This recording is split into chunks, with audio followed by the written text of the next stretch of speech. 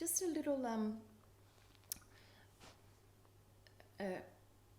another valuable perspective on this that I love to remind people is we oftentimes are taught this notion that pure consciousness, pure awareness is an absolute silence, and that, awakening is to return to this silence where there are no thoughts, there's no noise, no identification, etc.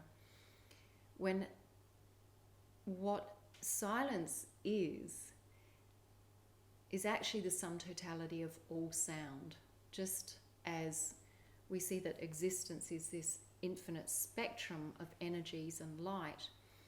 So we see colour, and yet, so if we look at that as through the spectrum, through this prism, again, think of that, there's a focal point that splits what appears to be one infinite being into multiple rays. But if we look at those rays, where did they come from? No colour. Are they absent of colour? No.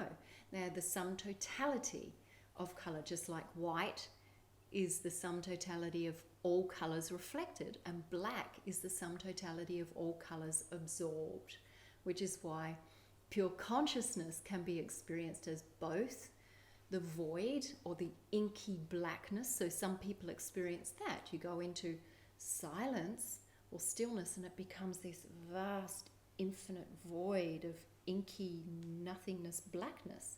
For other people, it's this emergence, this radiance, this expansion, and it's all light, light, light, light. Well, that's because it's the sum totality of all existence, all consciousness, all absorbed. It is all encompassed, all inclusive, and all expressing, all expanding, all reflecting. And if we recognize this, then we relax even more into the practice, the experience, which means if you hear sounds, you hear the noise of your mind, it doesn't matter. That's just part of the bubbling within this vastness of beingness that we might call it silence at its most expansive realm, that silence is not absent of sound. So in being able to recognize this, you find even greater relaxation. It's all okay.